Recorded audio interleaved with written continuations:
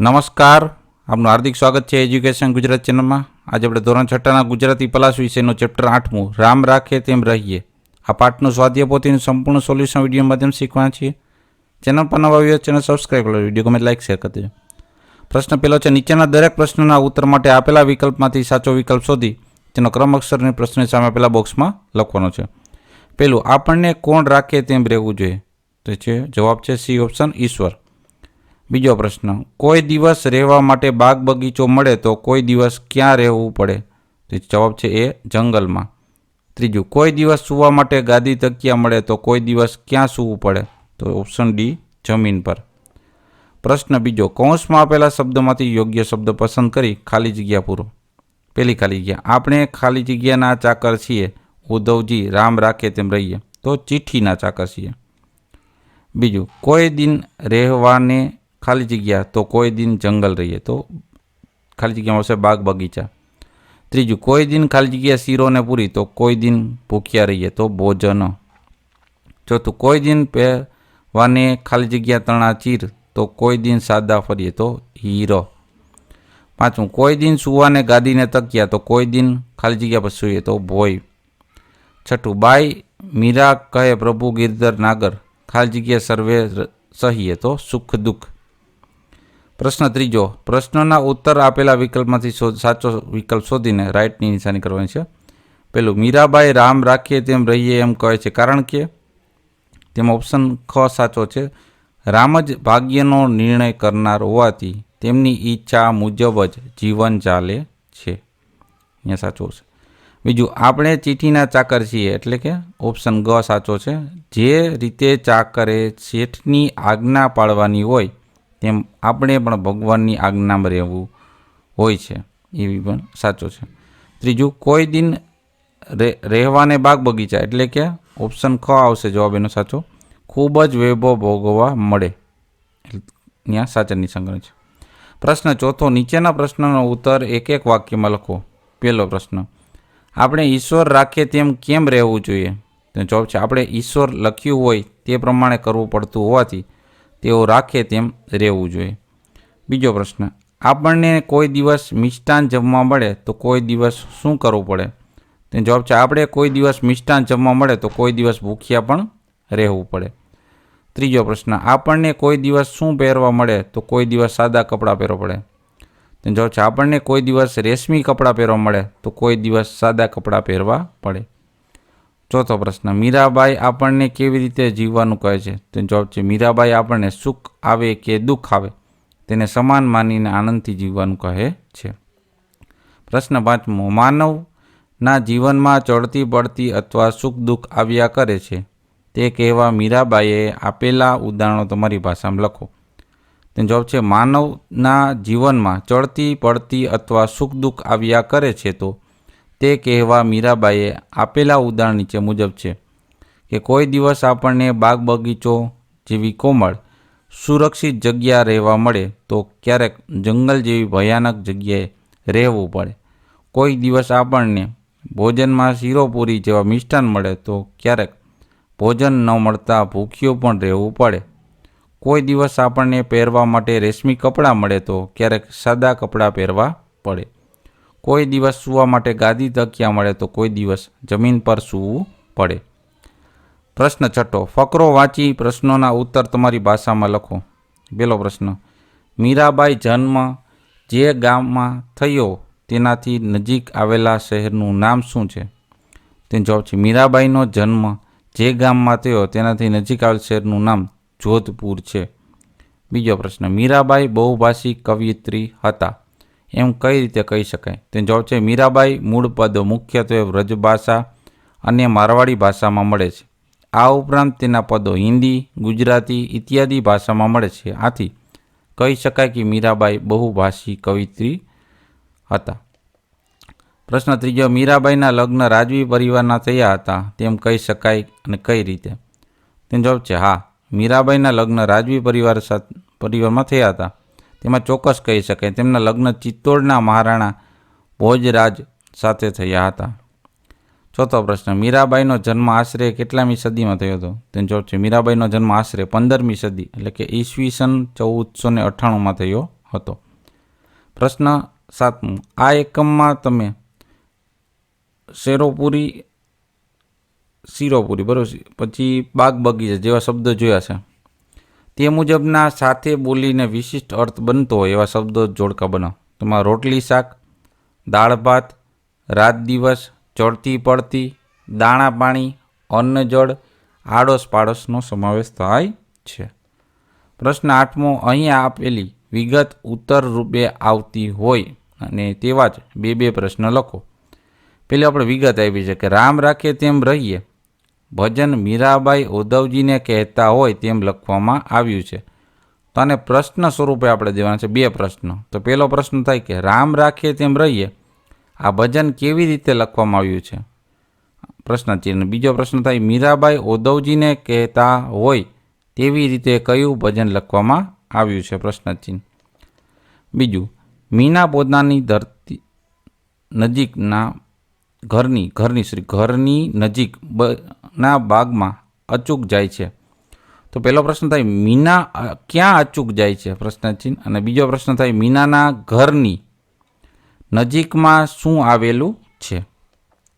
ત્રીજું, દીનાને આજે ઉપવાસ હોવાથી ભૂખી રહેવાની છે, તેનો પ્રશ્ન પહેલો થશે દીના આજે કેમ ભૂખી રહેવાની છે, પ્રશ્નચિહ્ન।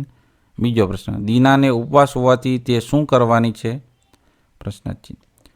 ચોથું વાક્ય, કૃષ્ણએ ગોવર્ધન પર્વત ઉચક્યો હોવાથી તેને ગિરિધર કહેવાય છે। તો પ્રશ્ન પહેલો થશે કૃષ્ણને ગિરિધર કેમ કહેવામાં આવે છે, પ્રશ્નચિહ્ન। બીજું, કૃષ્ણએ ગોવર્ધન પર્વત ઉચક્યો હોવાથી તેને શું કહેવાય છે, પ્રશ્નચિહ્ન। પ્રશ્ન 9મો, નીચેના વાક્યોમાં લીટી જે પદ છે એના સ્થાને કૌંસમાંથી તેના જેવા જ અર્થવાળો શબ્દ પ્રયોજી વાક્ય ફરીથી લખવાનું છે। પેલું છે કેટલાક માણસોના હીરના ચીર પહેરવા મળે છે। તો હીરના અર્થને સમાનાર્થી શબ્દ આપણે ગોતવાનો છે। તો વાક્ય કેટલાક માણસોને રેશમના ચીર પહેરવા મળે છે। બીજું, કેટલાક લોકોને ભોજનમાં શીરો ને પૂરી જ ગમે છે। તો શીરો ને પૂરી, તેનું વાક્ય થશે કેટલાક લોકોને ભોજનમાં મિષ્ટાન જ ગમે છે। ત્રીજું, કેટલાક પોતાના મહેલમાં રહેતા હોય છે, તેનું વાક્ય થશે કેટલાક પોતાના પ્રાસાદમાં રહેતા હોય છે। ચોથું, તકિયાને અઢેલીને બેસવાની મજા પડે છે, અઢેલીને થશે તકિયાને ટેકો લઈને બેસવાની મજા પડે છે। પ્રશ્ન 10મો, આપેલ શબ્દોના ઉપયોગ કરી વાક્ય બનાવો। પેલું, જીવનમાં તડકી છાંઈ, આ બેનો ઉપયોગ કરવાનો છે। તો વાક્ય બનશે તડકી છાંયડી જીવનમાં આવ્યા કરે છે। બીજું છે કાયમ અને રાત દિવસ, તો વાક્ય થશે રાત દિવસ કાયમ જીવનમાં પ્રભુનું નામ સ્મરણ કરવું। ત્રીજું, વર્ષો વર્ષ અને સુકાળ દુકાળ, તો વાક્ય સુકાળ દુકાળનું ચક્ર વર્ષો વર્ષ ચાલ્યા કરવાનું જ। ચોથું, ઘડી ઘડી ને ટાઢ તડકો, તે વાક્ય થશે ટાઢ તડકો ઘડી ઘડી વારાફરતી બદલ્યા કરે છે। પાંચમું, જીવનનો માર્ગ અને ખાડા ટેકરા, તો વાક્ય છે જીવનનો માર્ગ હંમેશા ખાડા ટેકરાવાળો હોય છે। પ્રશ્ન 11મો, ઉદાહરણ મુજબ શબ્દોનો અર્થ લખો અને વાક્ય પ્રયોગ કરો। પહેલું, સજ્જન એટલે કે ખાનદાન કે સદાચારી માણસ, દુર્જન એટલે કે ખરાબ માણસ। પેલું વાક્ય થશે સજ્જન માટે, તો સજ્જન ક્યારેય કોઈનું અહિત કરતો નથી। બીજું વાક્ય છે દુર્જન માટે, દુર્જન હંમેશા બીજાનું અહિત કરવાના વિચારોમાં જ હોય છે। બીજું, સ્વપ્ન અને ઊંઘમાં ભાસનો દેખાવ, સ્વપ્ન એટલે કે ઊંઘમાં ભાસનો દેખાવ એટલે કે આપણે ઊંઘમાં હોય એને દેખાતું હોય। અને દુઃસ્વપ્ન એટલે ખરાબ સપન અથવા તો ઊંઘમાં ભાસનો ડરામણો દેખાવ। પહેલાં સ્વપ્નનું વાક્ય છે, ઘણા યુવાનો તેમના સપન પૂરા કરવા રાત દિવસ મહેનત કરતા હોય છે। બીજું, દુઃસ્વપ્ન માટે વાક્ય, નાના ભાઈએ મોટા ભાઈ સાથે કરેલ છેતરપિંડી કોઈ દુઃસ્વપ્ન જેવી જ છે। ત્રીજું છે સુકાળ, સુકાળ એટલે સારા પાકનો સમય, દુકાળ એટલે કે અનાજ ઘાસ વગેરેની તંગીનો સમય। પેલું વાક્ય સુકાળ માટે, તો આ વર્ષે સારો વરસાદ થતાં દેશ માટે સુકાળ આવ્યો છે। બીજું વાક્ય છે દુકાળ માટે, છેલ્લા 2 વર્ષથી દેશમાં ચાલતા દુકાળને કારણે લોકોને ભૂખમરાનો સામનો કરવો પડે છે। ચોથું, સદગુણ એટલે કે સારો ગુણ, દુર્ગુણ એટલે ખરાબ ગુણ। પહેલું વાક્ય છે સદગુણ માટે, તો બીજાને મદદરૂપ થવાની ભાવના એ સદગુણ છે. અને દુર્ગુણનું વાક્ય છે મારા ભાઈ એક જ દુર્ગુણ છે, તે વાતે વાતે ગુસ્સે થઈ જાય છે. પાંચમું સબળ એટલે બળવાન, દુર્બળ એટલે કમજોર અથવા દુબળું. પેલું વાક્ય છે સબળ માટે, મારો પિતરાઈ ભાઈ નિયમિત કસરતને કારણે તે સબળ છે. બીજું વાક્ય છે દુર્બળ માટે, મારા દાદીમાં બીમારીને કારણે ઘણા દુર્બળ થઈ ગયા છે. પ્રશ્ન 12મો છે પહેરવું ઉપરથી પહેરવા શબ્દ બન્યો છે એ ધ્યાનમાં લઈ વા પ્રત્યે લગાડી નીચે દર્શાવેલ ક્રિયાવાચક શબ્દોને બદલી ફરીથી લખો. તો લખવુંનું લખવા, સૂવુંનું સૂવા, ઓઢવુંનું ઓઢવા, જવુંનું જવા, બોલવુંનું બોલવા, દોડવુંનું દોડવા, જોવુંનું જોવા, ગાવુંનું ગાવા, તરવુંનું તરવા, ચાલવુંનું ચાલવા થશે. પ્રશ્ન 13મો છે નીચેના શબ્દોની જોડણી સુધારી લખો. તો આ રીતના લખાય ચિઠ્ઠી, બાગ બગીચા, જંગલ, ગાદી તકિયા અને ગિરિધર. સાજી જોડણી આપેલી છે. પ્રશ્ન 14મો નીચેના શબ્દોના બે સમાનાર્થી શબ્દ લખો. જંગલ એટલે અરણ્ય અથવા વન, ચીર એટલે વસ્ત્ર અથવા કપડું, ભોય એટલે જમીન અથવા ભૂમિ, સર્વે એટલે બધા અથવા સકળ. પ્રશ્ન 15મો છે નીચેના વર્ણસામ્ય ધરાવતા શબ્દોનો અર્થ લખો. દિન એટલે દિવસે થાય અને દિન એટલે ગરીબે થાય. રીતના ચીર એટલે વસ્ત્ર, આ ચીર એટલે લાંબુ, સમયને આધારિત છે. પૂરી એટલે નગરી અથવા પૂરી એટલે તળેલી વાનગી. પ્રશ્ન 16મો નીચેના શબ્દ સમૂહ માટે એક શબ્દ લખો. ગિરીને ધારણ કરનાર તેને કહેવાય ગિરિધર. બીજું કહેવામાં આવે તેમ ચૂપચાપ અમલ કરનારને કહેવાય ચાકરો. પ્રશ્ન 17 નીચેના શબ્દોનો શબ્દકોશના ક્રમમાં ગોઠવો. તો આ પ્રશ્ન આપેલો છે અહીંયા, એને શબ્દકોશના આપણે ગોઠવું છે. ગાદી, પછી આવશે ચાકર, પછી ચિઠ્ઠી, તકિયો, દિન અને પ્રભુ. પ્રવૃત્તિમાં બીજી પ્રવૃત્તિ છે એમાં કોટને પાટલુન ને ધોતી આ રીતના પંક્તિનો ઉપયોગ થતો હોય તો એ પંક્તિ લખવાની છે. તો કોઈ દિન પહેરવા કોટને પાટલુન, તો કોઈ દિન ધોતીની મોજ માણીએ. બીજું છે ફૂલોની સેજ અને કાંટાનું પંક્તિનું. તો કોઈ દિન માણવા ફૂલોની સેજ, તો કોઈ દિન ચાલવા કાંટાની કેળી જ.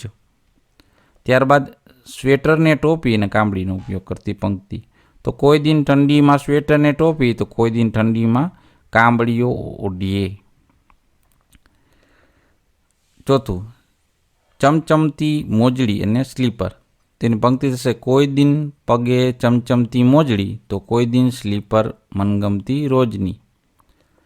ત્યારબાદ એમાં ત્રીજો છે પોઈન્ટ, નીચે આપેલ શબ્દકોશમાંથી વિશેષણ શોધીને તેની યાદી બનાવો. શબ્દકોશમાંથી વિશેષણમાં આવશે હોશિયાર, પહેલો, કાળું, સફેદ, ત્રણ, ગરીબ, છેલ્લો, મોટો, નાનો. પ્રશ્ન બીજો છે તમે શોધેલા વિશેષણનો વાક્ય પ્રયોગ કરો. પેલું છે એમાંથી વિશેષણમાં જે ગોઈતા એમાં વાક્યનો પ્રયોગ થશે. પહેલો, રાહુલ હોશિયાર છોકરો છે. બીજું, તે વર્ગમાં સૌથી પહેલો આવે છે. ત્રીજું, કાળું પાટલું તમને ગમે છે. ચોથું, તેને સફેદ રંગ ગમે છે. પાંચમું, તેને 3 ભાઈ છે. છઠ્ઠું, તે ગરીબ છે. સાતમું, વર્ગમાં તેનો ક્યારેય છેલ્લો નંબર આવતો નથી. આઠમું, તે ઘરમાં મોટો છે. નવમું, તેનો નાનો ભાઈ પણ ભણે છે. ત્રીજો પોઈન્ટ છે તમે બનાવેલા વાક્યમાં રહેલા વિશેષણનો પ્રકાર લખો. વિશેષણના પ્રકાર તો ગુણવાચક વિશેષણમાં આવશે કાળું, હોશિયાર, સફેદ, ગરીબ, મોટો, નાનો. બીજું સંખ્યાવાચક વિશેષણમાં આવશે પહેલો, 3 અને છેલ્લો. તો આ આપણે સ્વાધ્યાય પોથીના પાઠનું સોલ્યુશન જોતા રહો એજ્યુકેશન ગુજરાત ચેનલ, શીખતા રહો. થેન્ક યુ, આભાર.